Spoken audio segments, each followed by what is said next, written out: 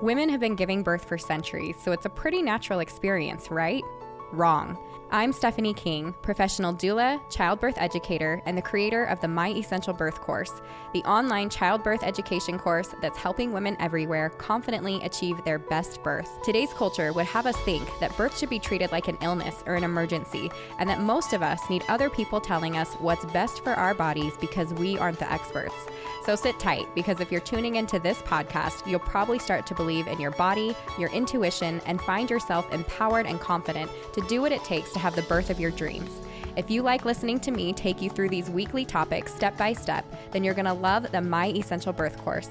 Make sure that you're subscribed to the podcast, and definitely head over to myessentialbirth.com for the free downloads mentioned right here in these episodes, and to join the birth course and community full of pregnant moms just like you. I have to add a disclaimer that I am not a medical professional and I cannot provide medical advice. All of the information expressed in this podcast are based off of personal, professional, and educational experiences and are my own opinions.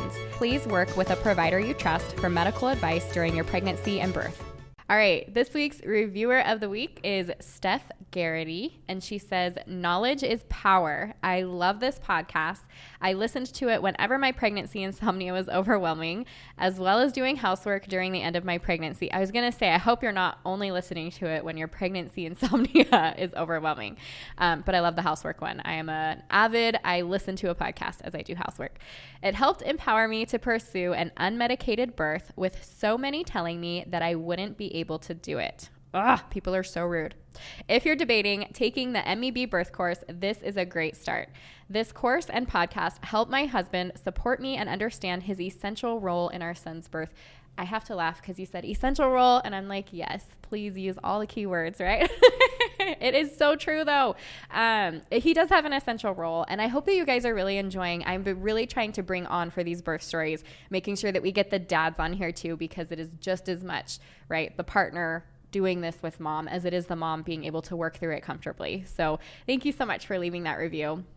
Okay, you guys, this week I'm really excited. I have a dear friend, an amazing doula backup as well, like professional experience with me here, that is going to talk to you guys and have a conversation with me about what it looks like to become a doula, as well as how she has, like, what her experience is with making inductions go really well. Like, what does a successful induction look like? And I know that that's kind of been a topic of conversation on the podcast. Not only that, but when you guys are messaging me about inductions, and I know I've talked about it recently, but I wanted someone else that can like chit chat a little bit about what this looks like to be successful, and from a doula's perspective, because I think it's a little different, right, than it might look from someone else's perspective. So without further ado, Bonnie, tell us a little bit about you. Hello, thank you. Yeah.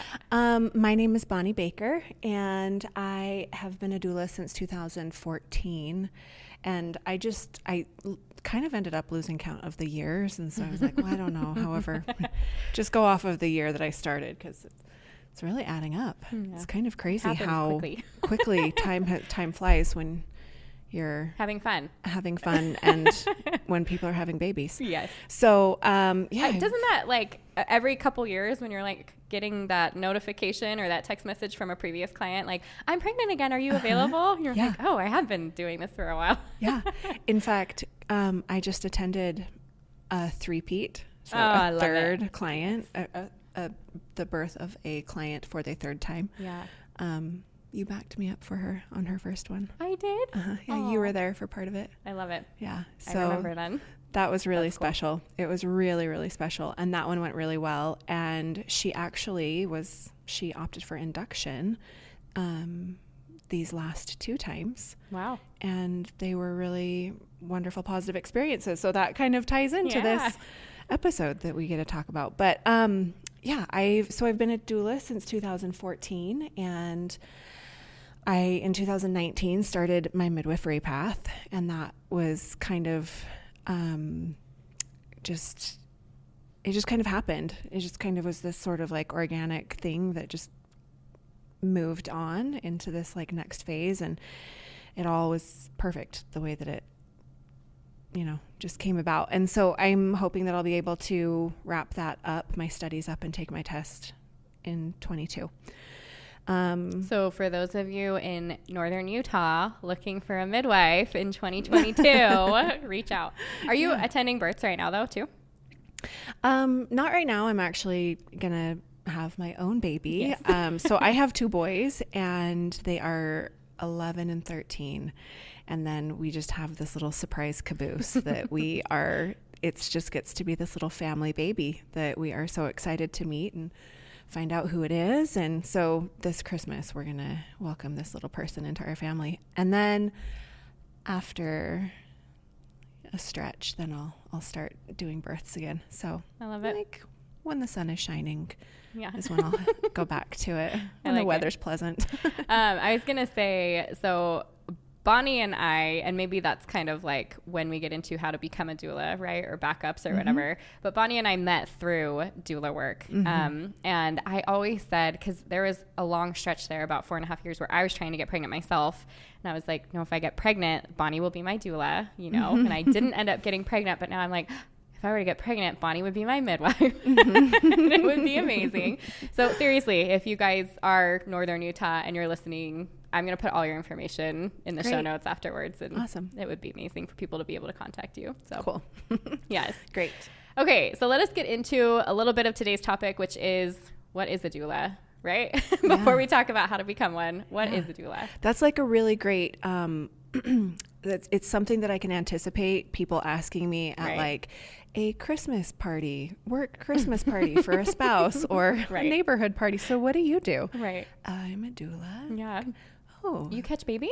Yeah. Actually. Yeah, I do now. Yeah. So, which I think it's really funny because people they have like this like very, very small idea of what a doula is, but they don't really know. And then it always is kind of weird for me to like try to explain to somebody that maybe isn't in this like birthing phase of their life of like what it is that a doula does. But I just have kind of come to the conclusion that a doula is a person that is there to like be with you, to support you, to educate you, and to really like walk alongside you in your plan. And regardless of if that plan stays on the path that you originally chose or if that changes, that doula is there for you. Yeah. And supporting you and helping you make it the best experience. I think that's what I try to do. Yeah. I guess that there are doulas that probably do things differently, but sure. I'm trying to help someone have their best experience. Yeah. So. No, I think that's a perfect description. Yeah. I know that you and I practice our doula work very similarly. And that is whatever you decide to do sounds great. I'm here to help you get all the information, make sure you get informed consent, and then we do the birth the way you want to do it. Yeah. So stand by you, kind of hold your hand. I like that a lot. Tell me a little bit about what you do kind of interview to postpartum. Like what is that? And maybe like a brief, but whatever you feel like you want to add in there. Sure. What does that look like for you? So typically I get most of my inquiries through my website. So if someone, emails me, we chat a little bit about very basics. First of all, if it's a time that I'm available, and then I like to set up an interview, just make sure that they've had a chance to go through my website, because a lot of times those questions, those very basic questions are already there. Yeah. So like, breeze through the website and then let's meet up. And honestly, I feel like the interview process is not so much about answering questions of like certification and experience. It is, but it's about how like your energy clicks. Yep. And I think that there can be a doula who's had 12, 15 years of experience and a doula who's had 3 years of experience or brand new. It's their second or third client. And if that energy just feels right, it doesn't necessarily matter. Yeah. Right. Yep. You don't have to have like all the whistles and bells to be a good support person. I don't think so. Meeting up, chatting, seeing if it's a good fit. And then I usually just tell them to get back to me when they have made their decision or when they've interviewed other people and, whatever that ends up being. And once we've decided to move forward, then I like to just get it on the schedule. Yeah. Just like, okay, I live by my calendar. So, right. Meeting up with them, depending on when I'm hired. Sometimes I'm hired, on the spot. Well, yeah, that happens too. But sometimes I'm hired when they're like 8 weeks pregnant. Yeah. And right. other times I'm hired when they're like 37 weeks. Last year I had a client who was like, "Are you still available?" And I was like, "Yeah." And she was like, "Okay, I'm in labor." Oh my gosh. And I was like, okay. I haven't had one of those yet. That's intense. I'll head over. That's awesome. So we plan, I like to do at least 2 prenatals, and we just kind of go over some questions. I have them fill out some stuff in advance so that I have kind of a heads up if there's something big that we need to make sure that we talk about and save room for in our appointment. And then at our second appointment, I also bring my backup doula.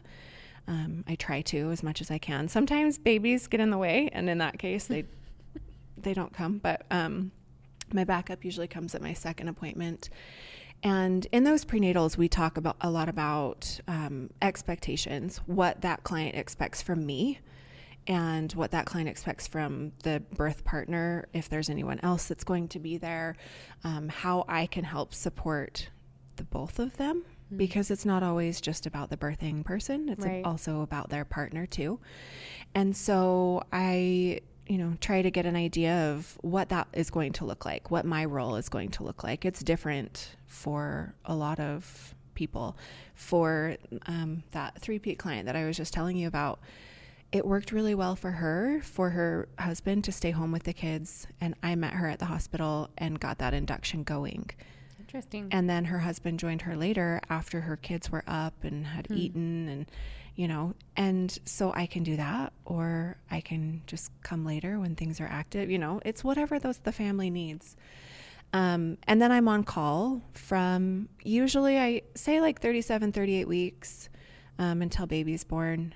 And that doesn't mean that like if a baby was born before that I wouldn't attend. Sure. It just means that I'm not going on vacation. Right. I'm not going, I'm allocating some, holding that space for her and waiting for her call. This last stretch of not having to have my phone with me has been really interesting. Haven't had to be on call, haven't had to have my phone on loud, and that type of stuff has been weird. It's been nice, but I'm not used to it because I've just lived life on call. And then I'm with that family from when they need the support of a doula, and again, that looks different for everyone. Sometimes that means that I'm coming in earlier because that birth partner needs support in supporting that person having the baby, or I'm there because that birth partner doesn't feel comfortable doing as much hands-on support, or doesn't know all of the things that they should be doing. Sure. We talk about it, but it's different once you're in that actual, it's very true, go time. Yep. And then I'm with them after baby's born. We do some breastfeeding support, getting that baby latched, get them settled, and then I'll, give them some space as a new family, and then follow up postpartum with them. So that's kind of start to finish what I do. Oh, that's a real, I like it. Small. Yeah, a snippet. Yeah. A look into it, exactly. Yeah. Okay, so we wanted to talk too about how you become a doula. I know, right? Like we have our babies, maybe we've had a doula or not, but we have this incredible experience and we're like, I need to be supporting other women in this space. So what are kind of the next steps from that thought? For me, I had actually intended on moving straight into midwifery school. And my husband had just finished school, and I kind of looked at the outline, and we had, just finishing up all of that like intense schooling. I just was like, I don't want to do that yet. So I just started doing doula work. I took a training. So in Utah, Melissa Chappell down in Utah County, I took her training and I loved it.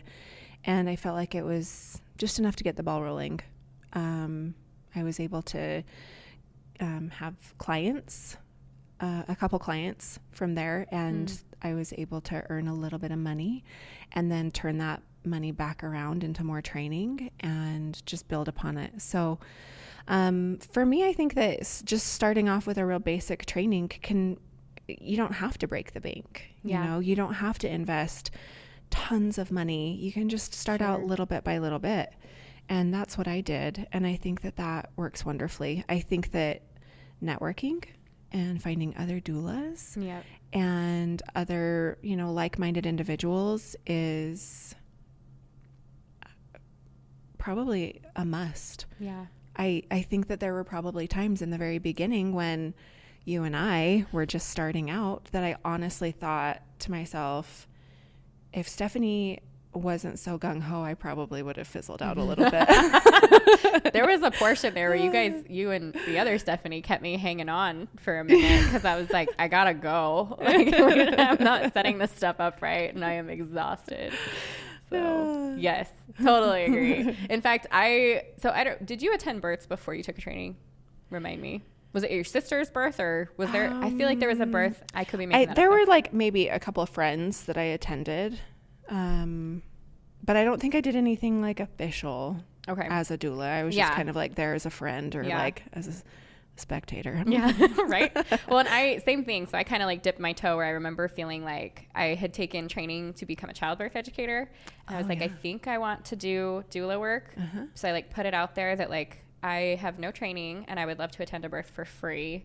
I will be your support, but I am not like, I have nothing, And I remember thinking too, when I go to support that woman, like I'm going to know what to do because I've had 3 babies myself. Like I know how the body works and all this. And I didn't. And so I showed up. I'm glad I did that one for free, for sure. Luckily she was like, it was a home birth. She had had a baby before. She totally knew what she was doing. She was in her zone. I did a little bit of counter pressure on her back. Like it was not a big deal. And she felt supported, felt like it was a good thing for her. And I felt like it was a big training experience for me, right? Because it's not so natural. Just like you're saying, like with the dads, right? Like sometimes you can know things, but then you don't really know. Yeah. And so even though I had these births and stuff before, trying to support another woman without any training, without any experience, it was like, I love you and I'm here for you, but I do not know exactly what you need right now. And so I want some more experience. So same thing, I took a training. I will put a link in the show notes for the training that you took. It was through Doula. Yeah, it was Doulas Doula of North America, specifically for Melissa Chappell. That way we make sure that we've got that link in there. I'm curious, how did your husband and family feel when you were like, I think I want to be on call with these little kids. I think I want to do this work. Oh, that was a little bit of like a learning curve for me and for them. And overall, I have a wonderful, supportive husband who just with everything that I'm like, hey, I have this really harebrained scheme. Hear me out. What if I leave to go to earn money at 3:00 in the morning? How do you feel about that? And I'm gone for 24 hours at a time. And I'm not a stripper. How do you feel about that? And he just was kind of like, okay, just I love it. Sure. So at the time with these first few births, and now that I'm thinking about it, I did have my training before I did my first official doula birth. Okay. I had taken that training. It was a scenario where he had taken an internship, or maybe it was a job, and I decided to quit my job that I had been kind of like the breadwinner the sole provider while he was finishing school. And so we flipped. And when he was a stay-at-home parent while he was at school, and I worked, and then we flipped, and I made it like a month. And I was like, turns out I'm not that good at this. I need something else to do. Yeah. And like, I just remember thinking like, well, the dishes will still be there tomorrow. Like, why do them now? So I just needed something else to like keep me like from going insane, alive, awake, moving. Yep. And I just had like looked, and just like that donut training was like that next weekend or something. Wow. And so I went down and did it. And then, but it was really like at the beginning, I was like, well, I can't go on this hike with my family. Like this client could have a baby. It's so true. And so I like missed out on a lot of things, right? Because I didn't know that like, you can communicate with these women. Right. I'm like, hey, are you feeling any twinges? No, Right. you're not. Great. I'm going to go to the zoo, Right. or whatever, so I was really fortunate that as I was getting set up, I had family and I had friends that kind of like, I threw a Hail Mary and they were like, I can take your kid to preschool. I can watch your kid, I can take care of your little boy. And we made it work. And, I think that family support is really, for me, it's really paramount. Yeah, I agree. So when I started doing this, and my mother-in-law was so kind, right? Because I'm like, that first free birth, right? I'm like, I just want to see how I feel about it. If I have to leave in the middle of the night, can you watch the kids? And we lived with them at this time. Michael was going to school. She's like, okay, yeah, sure, we'll try that, And I did it, and I loved it, but I hadn't taken the training yet. So then I came back a couple months later, and I'm like, so how do you feel, right? But then luckily, that's kind of when networking came up, right? I don't remember exactly if it was like, I saw your cute picture on the Facebook group or whatever, or like how I reached out to you. But I remember you asked like if there was anybody that would be interested, I think in maybe like a babysitting trade. Yeah, maybe. Okay. Maybe it was something like that. And then we met at a splash pad. Yes. Let's go meet locally. Yeah. And so we did. And you were so cute because I actually still have that lunch pail. So random as I'm like thinking of this right now. But you brought your little lunch pail and she had like grapes and cheese and like you had all this healthy stuff for your kids. And I'm did. Here's a peanut butter and jelly. I think I brought barbecue chips. Like I remember thinking like, I hope this is a good match. Like I hope she likes me, Wait, did I give you the lunch pail? What is happening later? With this was pail? Like years later. I don't know how it was just one of your like, oh, here's some clothes for the kids. Like, here's stuff I'm getting rid of. Do you want this lunch pail? And I still randomly as we're talking, I just remember that. It is like up in my pantry right now. Anyways, so. Is it like an old school one? Like the tin ones? It had ones? flowers. And it was like the one that like, this. Oh, okay. I don't know. Anyway, it was insulated. Okay. No placentas. Just no grapes. placentas. Grapes and cheese. So anyways, but we met at the splash pad. I felt like we hit it off. I don't know. It was a really, I don't want to say lucky because I feel like, I don't know. We have a good relationship and it has served us well. And then there was another, I think, because did you have to take, I know you came to my birth class when I was teaching in person, but was that for the Doula certification? Yeah. Okay. Did you end up getting certified? Through Doula, no. There are certifications that I did and then I let lapse and that I certified other things in. And yeah, same. I ended up not certifying either. There's different reasons for certification and not. And I know I've talked about that before, that just like you mentioned, you can have somebody that's had 15 years experience or somebody that's on their third birth, and it really comes down to personality and all of that. You do have to have some training and skill set. That's part of it. Yeah. But I think personality is huge. I think anyways, most of it was that when I was inquiring about where people were getting their inquiries from, everybody was like, I never get anything from that website. So I was like, right. Well, that was part of it. Like, why am I going to pay money if it's not useful to me? But the training was invaluable for me. Training was excellent.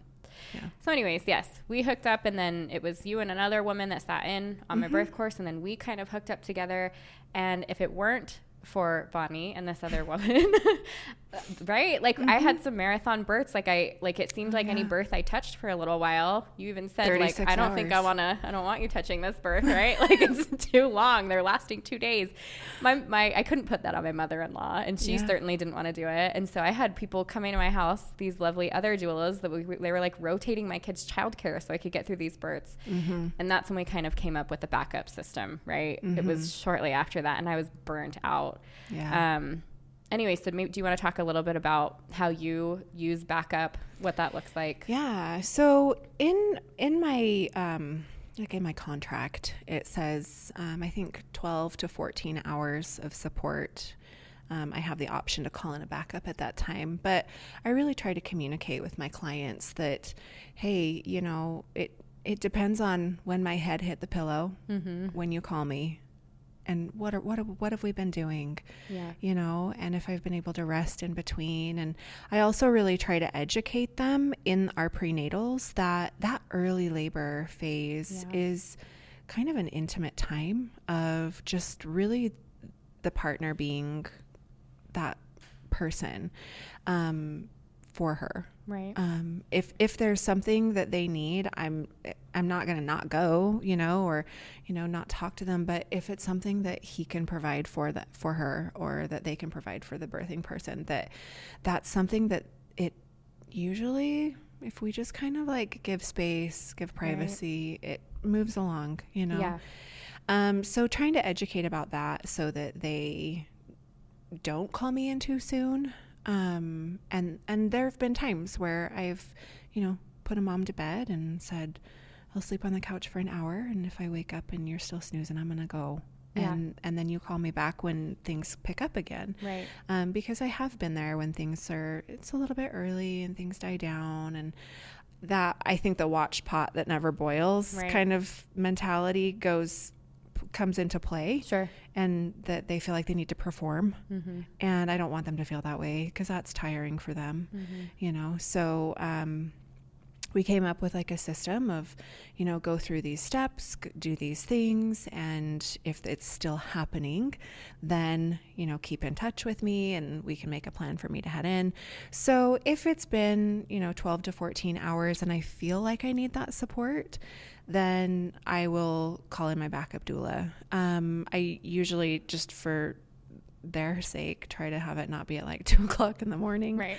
If I've been at it for 24 hours, maybe then, yeah. But, and to be quite honest with you, I think that 12 to 14 hours is that language that I use in my contract, but I would say it's closer to 18 to 24 hours before I'll really like give up and be like, okay, fine, I guess I need a nap. Yeah. And then have my backup come in. And honestly, when the backup comes in, they're spunky. They've got like fresh energy that they bring to the room. They've got all let's do this. Let's try this. Let's, change this position, get in the tub, get out of the tub, whatever. Right. So it's always a good thing too, if the backup does show up when they do, because they just bring in this like renewed energy for the family. And I think that every one of the backup doulas that I've ever worked with that have come in to support the family, I've just been eternally grateful for them. Occasionally I'll get a sandwich out of it too. Right. I'll be like, have you eaten? No, I haven't. Or like, I breezed through all my snacks really early on. Yeah.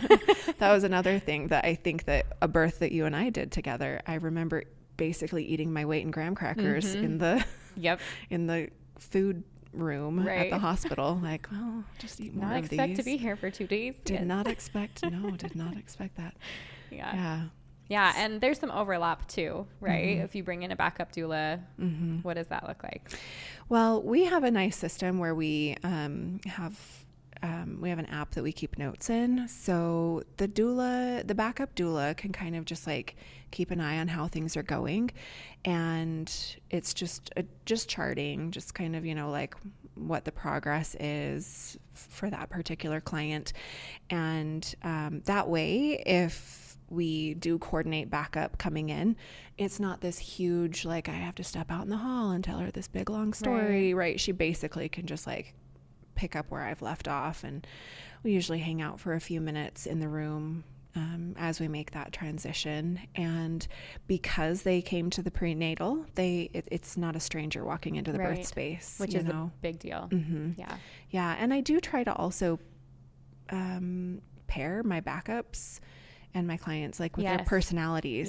If there's one that just is like really bubbly and outgoing, and there's like a really like shy, intimidated that personality, like they don't, try to make a match. So then that way it feels more like a friendly face that's coming in. And then sometimes that means that they're going to just take over and the baby, like they'll be there for the baby's birth and whatever. Other times that means like, I'm just going to go sleep and they'll call me back in. Yeah. It kind of just depends on how long I've been awake and what that preference is for the family and what that preference is for that doula backup too. Yeah. And then you still come to the postpartum care. Yes. Yeah. Yep. Yeah. We both try to come if possible, if we end up both attending. But that's kind of based off of schedule. If it doesn't work for that doula's schedule, then it's not a like deal breaker. But sure. Yeah. I love it. All right. Talk to me a little bit about advertising. So I think networking is huge. Yeah. How do I get clients? And in the beginning, doesn't it feel like I'm never going to have clients? Yeah. Yeah. Oh, geez. Well, for me, I remember at the beginning, I would take my kids to preschool and preschool and kindergarten or first grade or whatever they were at the time. And now they're in like 8th grade and 6th grade. So it's been a minute. Right. But I would drop them off, and I would have all of my goodie bags in my car, like ready to go, like preschool drop off, head straight into Salt Lake. And I just would like hoof it around all of the different providers' offices, like a little goodie bag of candy and my cards. Like, I'm a doula, give this out if people are asking, give my card out if people are asking, you can eat the treats. And I don't know that I really got a ton of traffic from that, honestly.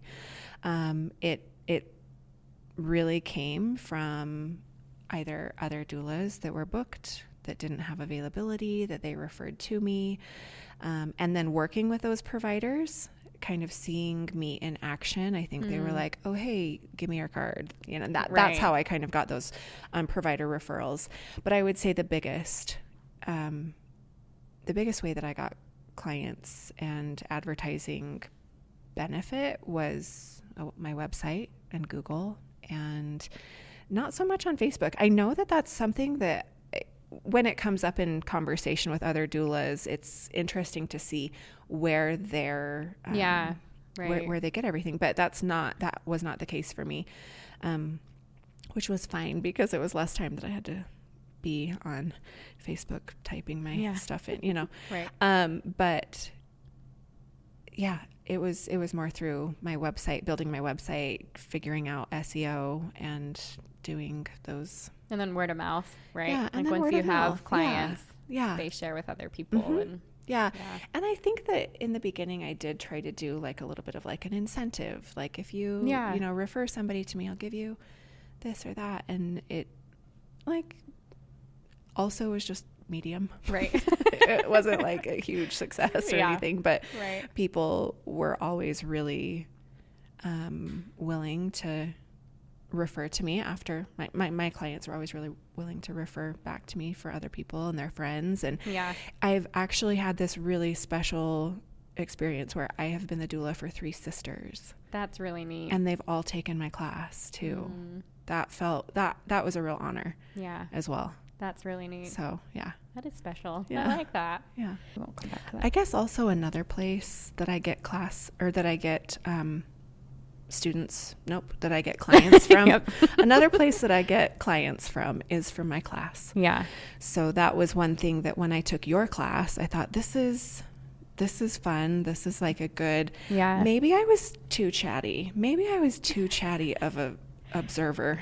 No. I just remember talking No, it was a lot excellent. And no, just we're not at all. Throwing that in there. But I just was like, hey, yeah, this was fun. Like Steph's class was fun to take. And so I just decided that I wanted to teach my own childbirth education class too. So I certified for hypnobabies, and I get a lot of students that way, and I get clients that way that are students in my class, and referrals class that lead to doula. So yeah, I think that maybe having extra services beyond just doula work can kind of lead to more traffic. Yeah.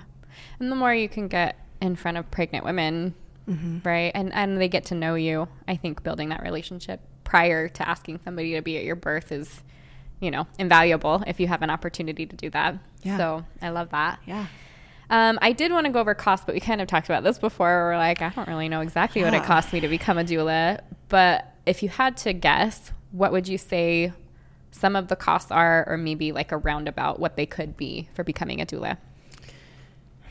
Well, I guess it depends on the training that you take. Sure. And I guess factor in inflation and what it was back when I took my training versus now. Yeah. But like, I think that you could probably expect, when you consider business cards, website, taking that training. If you had to travel, I think that adds extra to Sure. it, you know, but I really feel like you could probably do it for about $1,000 Right. just to start. Yeah. If you wanted to add on to that for additional services or become a childbirth educator, you know, that does increase it substantially, but I think that it leads to a lot more opportunity Right. for that income and that exposure. Well, and I liked what you did, and I was very similar where you're like, I took those first couple of births and I used that money to put back into more training, more services, more whatever. Yeah. And I think that goes a long way.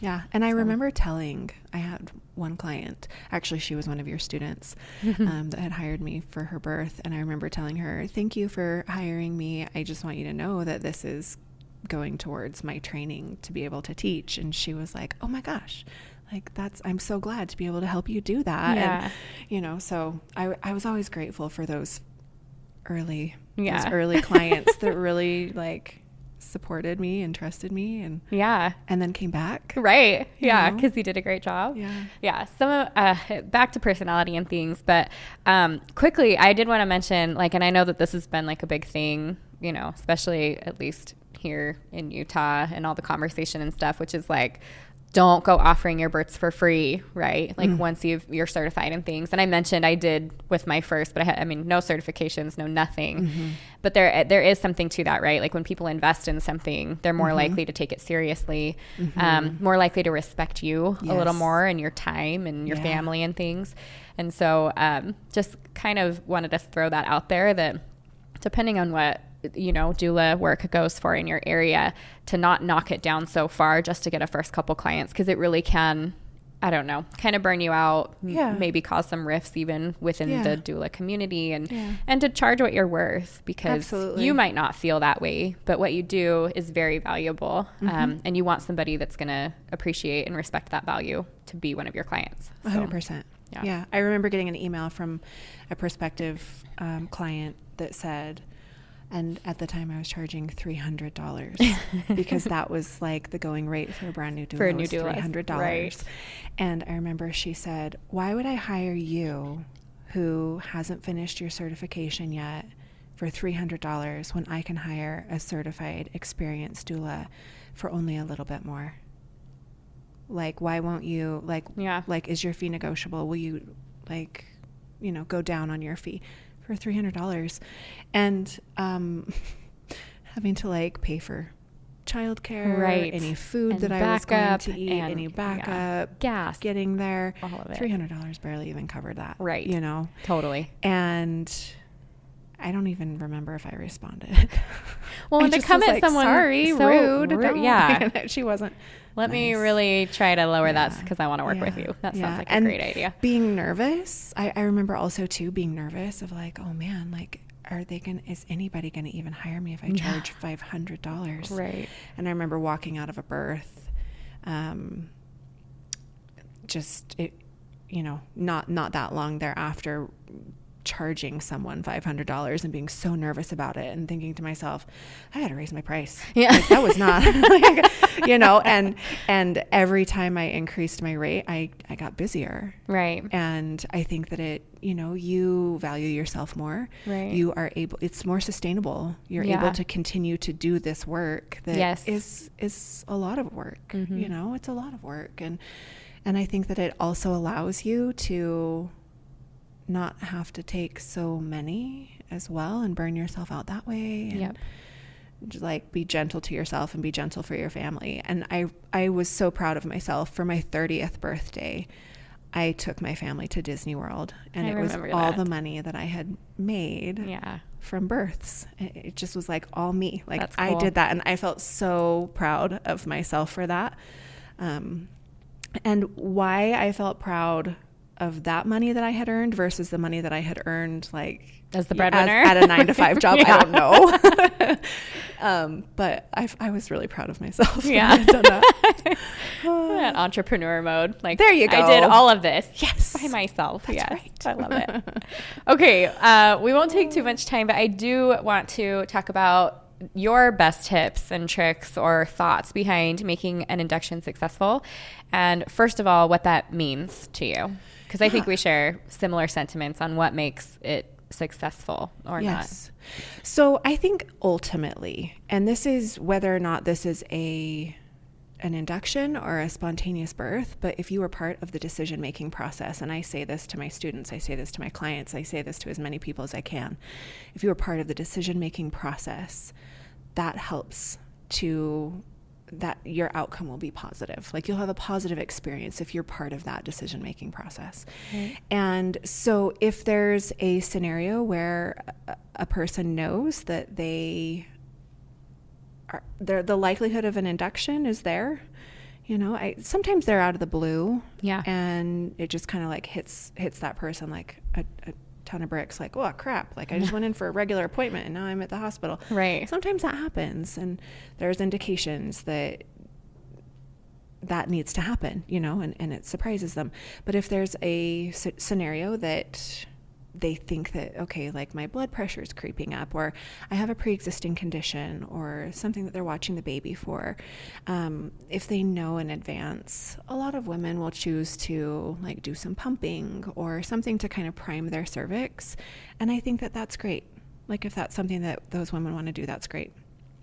I always try to talk to my clients about a gentle induction. So doing something that will ripen the cervix before moving straight on to Pitocin, or whatever other medication that the provider wants to use. But even to back that up even more, back it up a little bit to the provider. The provider at the very beginning, choosing that provider is going to make it or break it. And if you've got a provider that you know or that you have heard likes to do inductions, does a lot of C-sections, you know that you are already at kind of like an elevated risk for that outcome being an outcome that you experience. So a supportive provider that is on board with a slow, gentle induction. Right. I call it a tuck-in. I tuck my clients in. I'll usually attend the beginning of the induction, get them set up.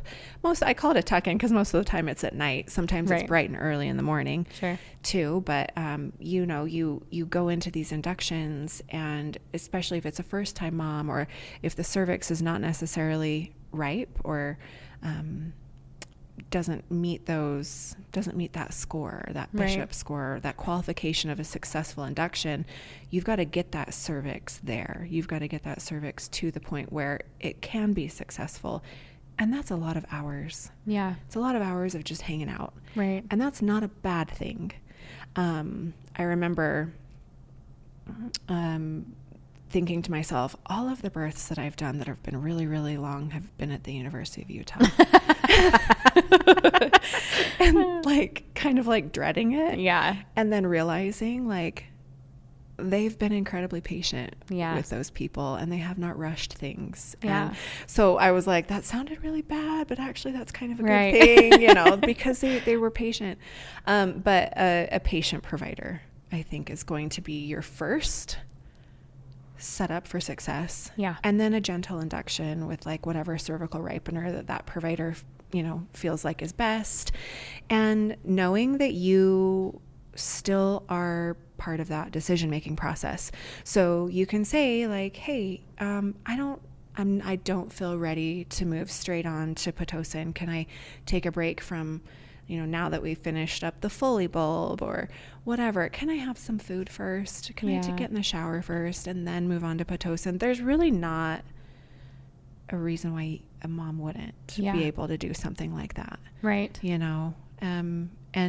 And that just kind of helps keep her in the loop, in charge of her birth experience. And so clear communication with the birth team, I think, is also really important too. A little bit of flexibility. If you're there for an induction and you're telling them that you don't want any Pitocin, I feel like that is getting a little, it kind of makes it hard. Yeah. Just a little bit hard. But sometimes the cervix will just absolutely do what it needs to do without Pitocin. Sometimes it doesn't. Yeah. And I think allowing flexibility for that can make that a positive experience too. I agree. Yeah. Yeah. All right, before we leave, and I am so glad that you came and want to say a big thank you for being here. Thank you for having me. It's so fun. I plan to have Bonnie back. We have something in the works, right? Yeah. A little secret episode coming. But I also want to give you an opportunity to let everybody know where to find you. I will drop all that information in the show notes. It'll probably go out in the email for this week's episode as well, so that you guys can connect with Bonnie and see what she does. Great. But tell me a little bit about the community that you're involved with. I work as myself as a doula and a childbirth educator, but I also have a group of doulas that I work with. So we're the Davis County Doulas. Nice. And we have been able to really do some amazing community outreach through our cooperative that we are all a part of. Before COVID kind of slowed that down, we did the Positive Birth Group. Yes. Davis County. And that is an opportunity that we have had to be able to provide just some gentle information and education, just, some fun pregnancy support groups, education, whatnot. We've also been able to give back to the community through a program that we have called DCD Cares. And that's where people nominate other families for donated doula support. So kind of circling back when you'd said like, no births for free, right? I 100% agree with that. Yeah. I think that you can't do this work for free.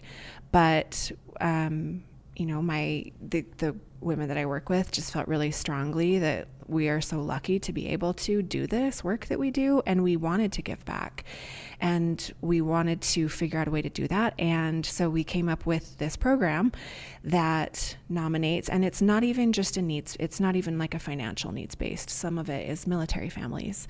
Some of it is, we had a mom who, like all of her children had to spend time in the NICU. Mm-hmm. She'd never had skin to skin before, with her babies, for infertility. And then, sometimes needs like financial needs based as well, but it's nominated by other people. And I think that's what really makes it cool is that their family, their friends were thinking about them. And, that is really special. I love being able to give back in that way. And then most recently we were contacted by the prison, and we have the Prison Project that we are it's just a new initiative, and we are able to go in and educate these pregnant inmates about birth, pregnancy and birth, and what to expect, and being able to give back to justice-involved women, I think, is also a really incredible experience that we're just starting out on. Yeah, so, I love that.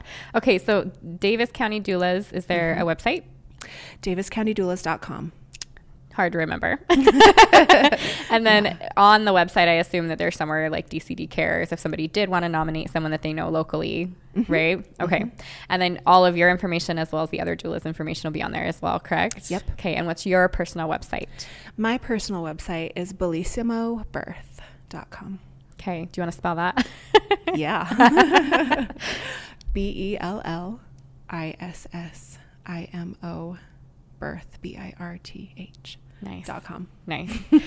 I'm like in my head, MISSISSI. I'm like, I know there's some S's in there. So yes. Yeah, there's a lot of doubles on that one. Yes. Okay. Thank you so much for your time. Thanks for having me. Yeah, I appreciate it.